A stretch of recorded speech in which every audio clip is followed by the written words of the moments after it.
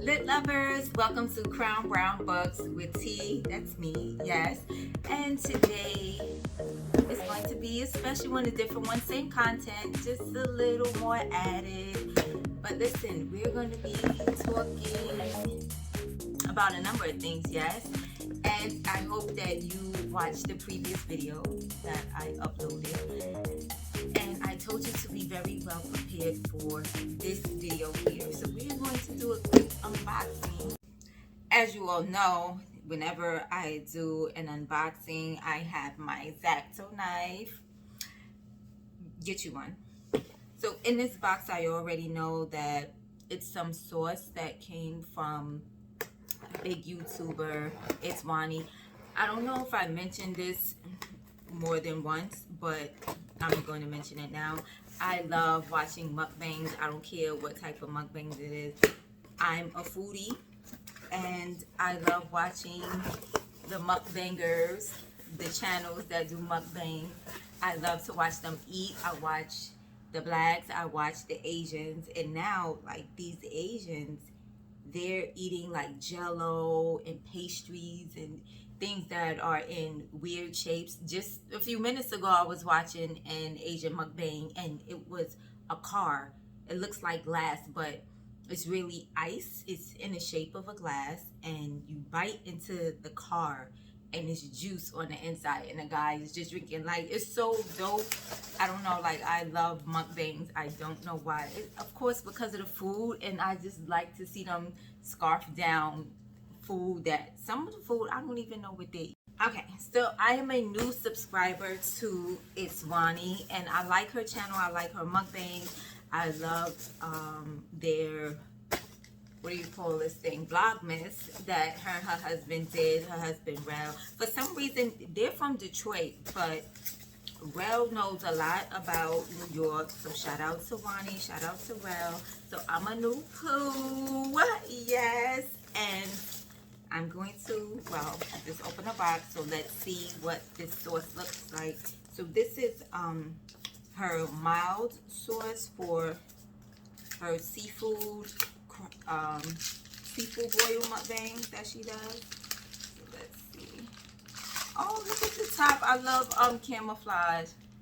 So look, we have that, and it says now that tastes good, and that's her right there. That's It's Wani.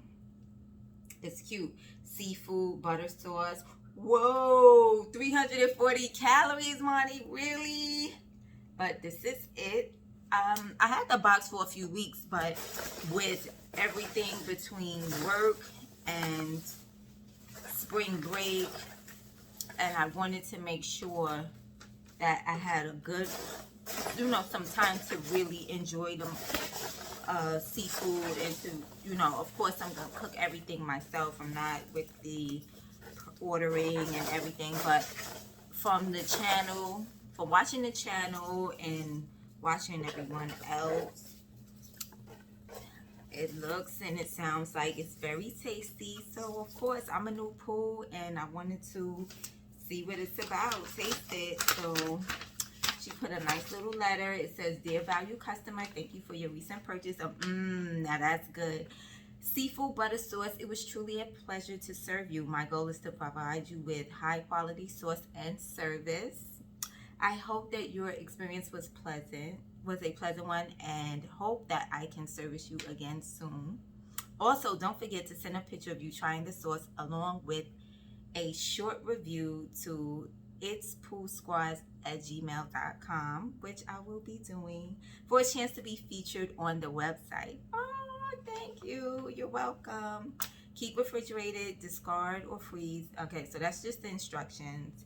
So it's time to eat. It's time to cook. Okay, now, yes, I am going to attempt for the first time, like really attempt to do a mukbang. And during this mukbang, we're going to talk books. I'm talking to characters. I'm upset. Some things that I've been holding in, I got to get off my chest. So the word of the day for today, yes, that F word, friends. We're talking friends today. We're talking fake friends. We're talking true friends. We're talking fair weather friends. We're talking friends that gotta go. All right, dinner is ready. Let me show you all real quick. Look at that. The potatoes, the crab legs, the shrimp, the corn, the boiled eggs, the onions, the peppers. Ooh, and it smells so good. All right, we're ready. So as you can see, the food is set and ready to go. It smells so good. I already been cheating. I know this looks crazy because I only put a little bit in here, but when I'm eating my celery, I love celery. So when I'm eating my celery with seafood, I have to have it like separate on the side. I don't want anything else on it. So let's taste.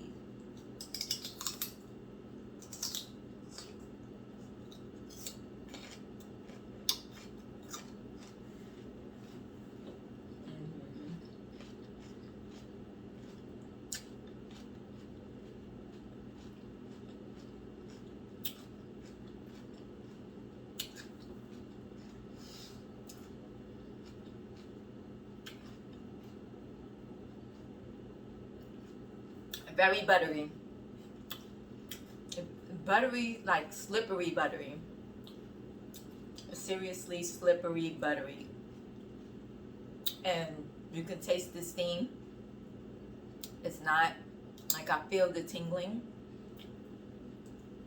but not to the point where I need to bust down some water.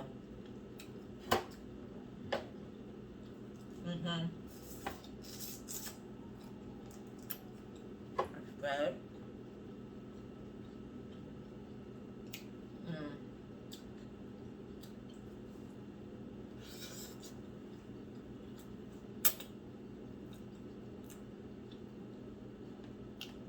So far so good.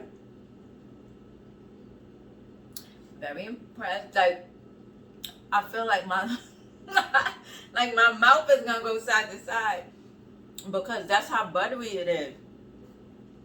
But it's good. And it has flavor. Like I'm trying to compare the flavor. Now, for me, I don't know about for you, but for me, any type of sauce that goes good with vegetables where you can taste it and it tastes well with vegetables, then the sauce is official. Like, ooh, good.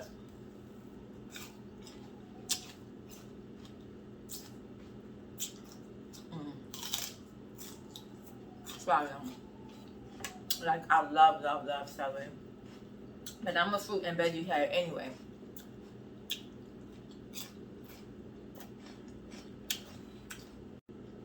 Alright, so let's get to it. We're talking about friends. I told you guys I want you to really think about when you hear the word friend, what's the first word that comes to your mind? And hold on to it. When it comes to your mind, like seriously, hold on to it because you're going to need that word for the rest of the video. Like, hold on to that word friend. Because for me, first thing that comes to mind when I hear friend, family. That's for me. I don't know about for you, but that's for me. Because anybody that I call my friend, we're family. You know my family. I know your family. Our families done got together. My mother know your mother. My cousins know your cousins. My aunts got everybody cool. We come to each other, gatherings, barbecues, cook up, whatever it is. We know each other. In case of emergency, I could run to your house. You could come to my house. Whatever. That's a friend, because if I could come to you and your people, that means I trust you, you trust me, we trust each other, and we good. However, you know, many people, and I'm not knocking nobody, some people throw that word around very loosely. Friend, That's my friend, that's my girl, that's my dude, that's my boy. But at what length is that your friend, right? What would or wouldn't your friend do for you? And what would you do and not do for a friend? Because in any relationship, there's boundaries. I don't care if it's a friend relationship, co-workers, brother and sister, brother on brother, sister on sister, husband, wife, doesn't matter. Every relationship has its boundaries. Now, you can sit there and be like, oh no, because I'm about to die and I'm going to do whatever, it's whatever on whatever. And that's on me, and that's on my dad, and that's on my... I'm sorry, but y'all got to get some of this sauce. I'm really feeling this sauce because, yes, you do taste the pepper, but it's not, and I'm not one for heavy, I'm not heavy on pepper and hot stuff. You know, I could do a little bit here and there, but heavy on it, no. But this is very, very good. It's just fire. And within the pepper, you can taste the butter. You know how sometimes, like, you get some pepper seasoning or some spicy seasoning or some jerk seasoning? That's what you taste. You don't taste anything else but the spice or the hot, the heat. But with this, you taste the seasoning. And as you saw in the pot,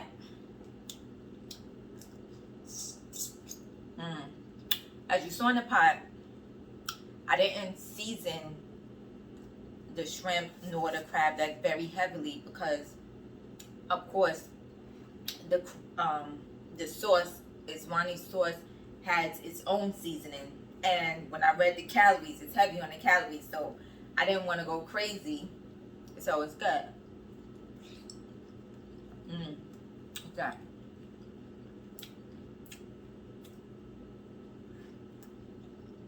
Right, so back to my phone. Now, friends, you know, sometimes friends will surprise us.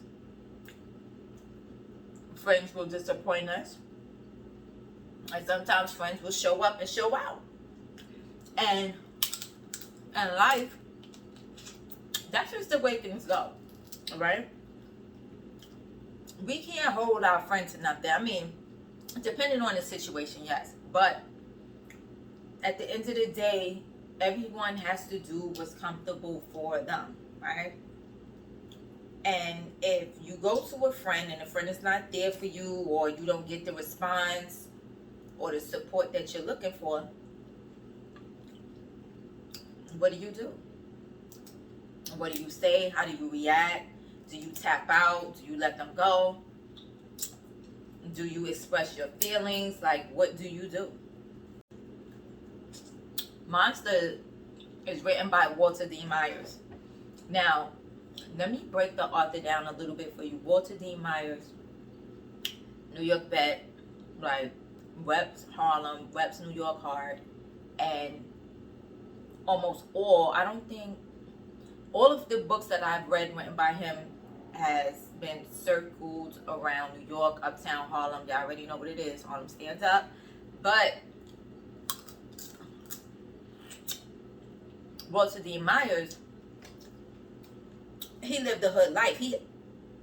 Now, I don't know about personal life, but he's the type of author, he writes for the hood. He writes for the hood to connect. Okay? So, his connections are anything hood, anything dealing with young boys, and dealing with hood issues, gangs, sports, school versus streets. The girls, of course, are in there somewhere. It's a must, of course, right? So that's Walter D. Myers. And it's always something that you can connect to. And if it's not you personally, you know someone, especially if you live in the hood or you live in an urban area. Now, if you live in the suburbs and you've been around suburban people or people who've come up a little better than hood people, you wouldn't be able to connect to his stories. So in the book Monster, have the main character Steve, comes from a good home. You know, he's a good student, high school. Steve is 16. He gets caught up. Some dudes around the way talking about lining up anybody, anything, at any given day, any given time. They want to make money, right? So they come up with a plan to line something up. Bad things always happen to the good kids. Am I right or wrong? It's always those kids who come from a family, you know better. You know your mother or your grandmother taught you better. Your aunt taught you better. You ain't supposed to be following nobody else. You your own person. Go to school. Do what the teacher tell you to do. Graduate. Either you're going off to college, going into trade school, you're going to the military. You're going to do something. But you're not going to just be around these parts not doing anything. Right? Of course, Steve, 16 years old, getting caught up between hood, wanting to be around people. He's idolizing his boys. He's idolizing dudes that already got their name out there that don't put in work, versus him being in a drama theater type of program in school. Now, Steve, he's high in school. You know, he has his film teacher because Steve is into film. He's behind the camera. He directs. He participates in high school. Of course, like a lot of high school dudes in the hood. They want to play ball also. They run me down. But somehow, Steve gets caught up. And I'm going to sum up the book quick because we got 2 books to talk about. Steve gets caught up. Steve is caught up between, is he going to focus on film? Is Steve going to get down with his dudes that he been wanting to get down with, Biggs and the Spanish dude? So, of course, the boys, they got this plan to line something up, get some bread. They're going to rob a couple of stores, catch a few licks, and make some money. So they like, Steve, yo, you with it? Steve never says yes. Steve never says no. But, of course, they keep going to Steve like, yo, you with it or what? But they know Steve ain't really set up for that. Steve ain't built for that. Steve ain't got that kind of energy. He ain't on that type of time. However, Steve finds himself idolizing the wrong friends at the wrong time, the wrong place, in the wrong situation. So, of course, like I said, they had the plan, catch a lick, line something up. They lined up the pharmacy. Local pharmacy. Now, they in there trying to get the money. Not Steve. Boys in there trying to get the money. Things go left, as it always does when you're not doing what you're supposed to be doing, or when you're doing something that you know is going to get you locked up. They tussling with the pharmacy owner. Black neighborhood now is Harlem. Pharmacy owner's black. They black, Hispanic. High school, a little older. Big's a little older.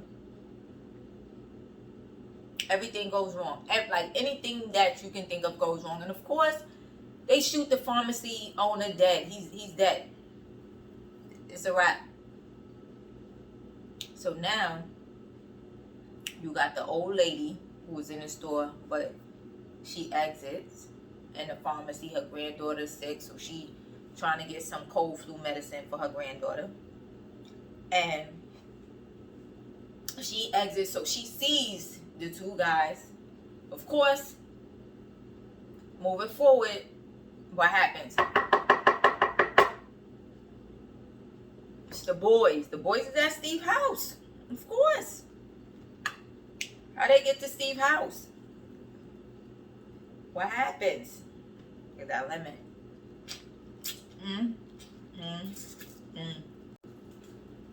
Sorry. Oh my God.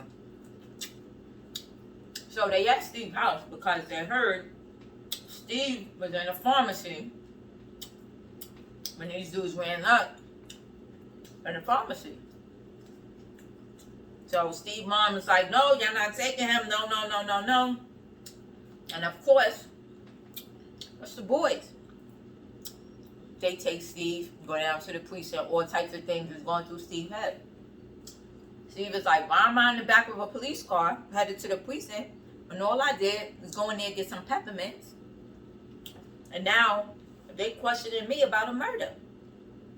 So everybody know, you in New York, Steve, he go to Central Booking, they send him to the island. Steve is stressed.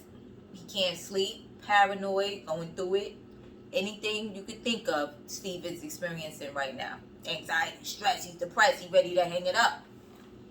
And of course, everybody on the island, they want to talk about their case. Oh no, you better cop out. Oh, you looking at 15, you looking at 25, you doing football numbers. I gotta hit this coin, y'all, sorry. So, oh, look at all that juice spilled on me. Anyway, Steve, he up there stressing. He gotta get a lawyer. He think about his moms. Oh my God, this is good. He think about his little brother. He think about a film teacher. Speaking of film, the thing I love most about Walter D. Myers in this book, Monster, is that, you know, when you're filming or even taking a picture, you know, you want to zoom in, you focus, you know, you have to have a certain type of lens. That's how the story is being told. Certain parts of the story is like zoom in on Steve, zoom in on Biggs, zoom in on the little Spanish dude, zoom out, extra focus on this scene 3. So because Steve was a film student, he's filming everything in his head, how he would project the story if he was behind the camera. However, he's front and center.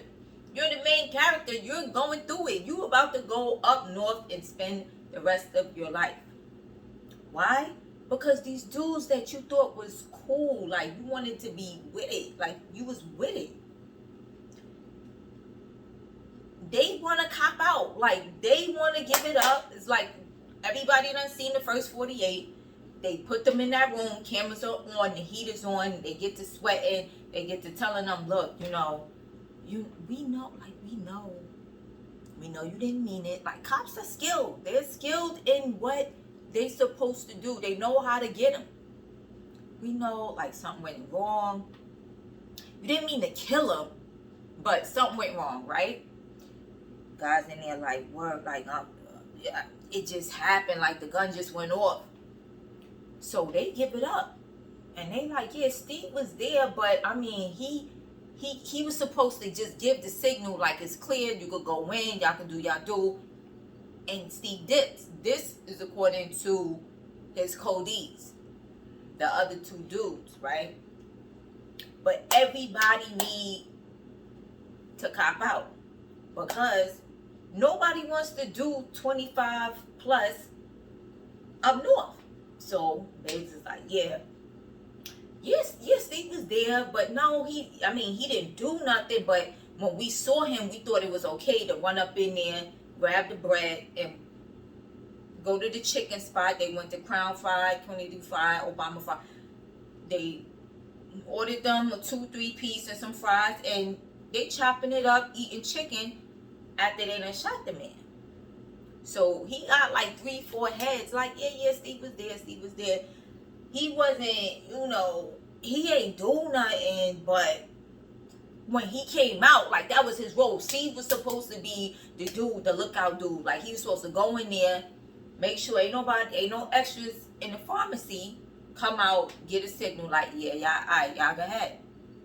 Do what y'all doing, we meet up. Steve never got no money. Steve ain't get the cigarettes. Steve ain't sell the Steve. But sadly, hood dudes, they not like. So of course Steve is going through it. The moms come up to visit him. The dad, like, he's stressing. He's looking at, 25 to life. But Steve gets a good lawyer. When the Steve trial comes up, and of course Steve ain't with it. It's not looking good for Steve at the trial. But Steve is like, yo, I ain't trying to go to jail. I'm trying to do film. I'm trying to come out a winner. I'm trying to beat the case. Like, they ain't catching me up north. I'm not coming out at 40 years old. No life, no nothing to look forward to. Steve get up on the stand, fighting for his life, y'all. Fighting for his life.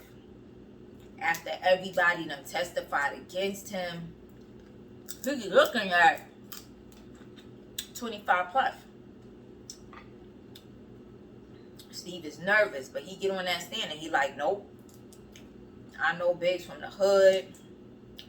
I know Little Man from the basketball court. We ain't even friends like that. Like, I don't even know homie like that. Like, I see him in the hood, I piece him, and that's it. We did.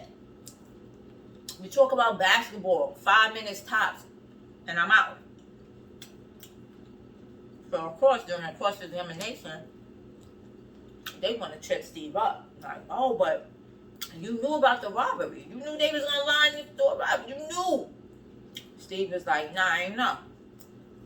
Steve was like, yo, it wasn't me. That ain't me.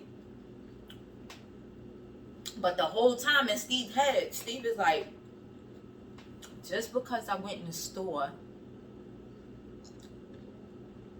for some peppermint, come out with a murder charge. So now, Steve played his part. Ooh, I can still feel that heat and taste it, y'all. Like I said, I want to keep it. Steve let them know. Let the judge, the jury, the lawyers know. I wasn't with it. I ain't had nothing to do with that. Not about my business, about my film, about my basketball, about my family, and I'm out. But truth be told, they didn't really have much on Steve. All they knew was that the dudes who was on trial, they all had priors. They all had prior convictions. Robbery, gun charges, assault charges. Like, they all had something to gain. Because by saying Steve was there and working with the prosecutors, it's like, all right, they're going to get 5 to 7 years knocked off their sentence if they testify against somebody else. But here Steve was, he had a clean background. Steve ain't never been in trouble. Steve is a good dude. Steve was in school, mind his business, just talking, chilling, the wrong dudes, wrong time, wrong place. Like, everything just went left. So what happens? And these supposed to be his friends. Remember, they wanted him to be part of the robbery. They trusted him like, yo, you just let us know when he in there by himself, when there's pharmacy on in there by himself, and we are right in there. Come out, and we good. Friend, y'all. Friend. What happened to Steve? Steve beat his case. Steve good. He could go home. He's relieved. So, thank God for the jury that he had. But again, this is the book Monster. Excellent, excellent book. I encourage you all to get this book because it's a good book, great read. One of those reads where you're not going to put the book down, like you're really not. And the reason why I didn't catch up on the book years ago, when I didn't finish the book years ago, I picked up the book in the school's library because I ordered the book for the junior high school students. It was part of their YA, young adult literature. So that's junior high school, usually post high school YA, right? And unfortunately, the book was beyond 7th and 8th graders reading level, sadly. I mean, book is not that hard as far as vocabulary and complexity. It's really not that hard, but working in an environment where the reading levels of 12, 13, 14-year-olds were so low, the kids, they weren't able to read the book and understand. I was reading the book and explaining it to them. They understood the context, of course, because it's a public school in the hood, Title I school. However, I had to explain everything to them. They weren't able to take the book themselves and read it. And once we were like early on in the book, the program had changed. And once, the program changes and I had other roles. So I had to put the book down. But I said, let me get back to the book. And it was one of those books. It still is. It's a classic. And when I first read the book, I want to say it was 2015. Yeah, around 2015, 2016. So I'm now able to complete the book. Just digging and going through some old crates. I was like, oh, let me pick up Monster. Let me finish it off. So, great book, great read. But the book that I really want to highlight, like I really skipped through that book and did a brush through, is The Skin I'm In.